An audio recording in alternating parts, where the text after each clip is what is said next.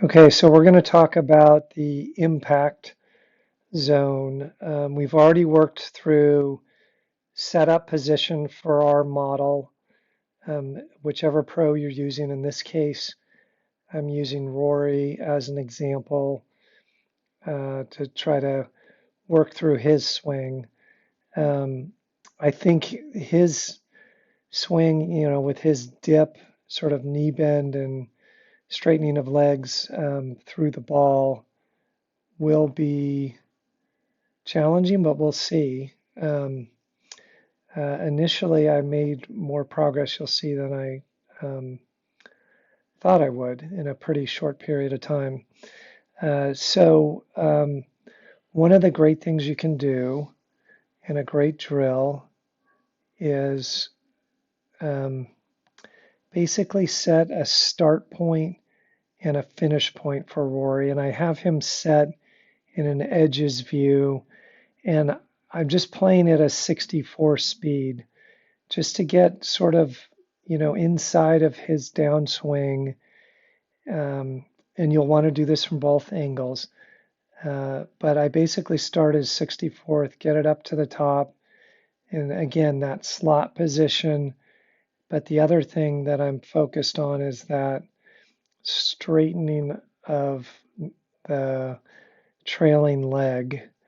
Um, the way he uses the ground to get some extra power through the ball. Um, so that's something that I wasn't doing when I looked at the previous slot to top videos.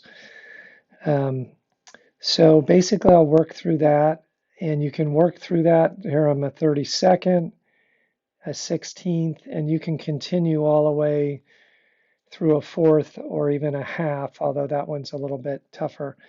Now, again, I'm not really focused on necessarily getting all the way to the top position, although I was getting close on a lot of these.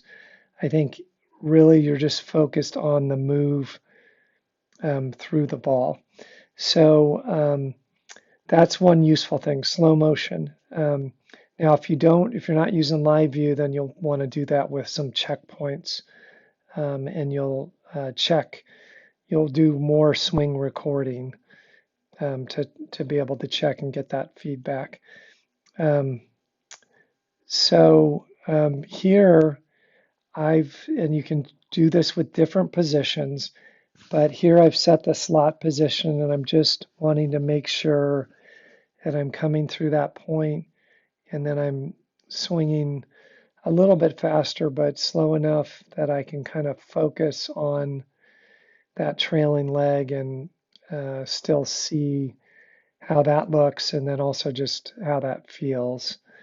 Um, and then you'll want to do that and then record and do a comparison and see what you see.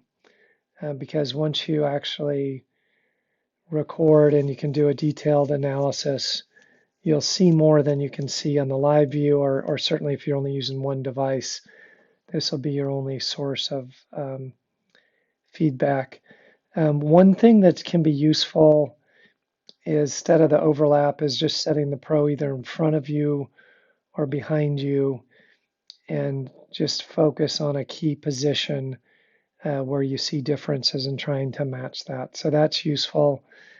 And then you can also, zoom in on your analysis here. I'm seeing that right hand just looks a lot different than Rory's right hand. I don't know if I'm too scrunched or what, but coming in, I'm turned much more.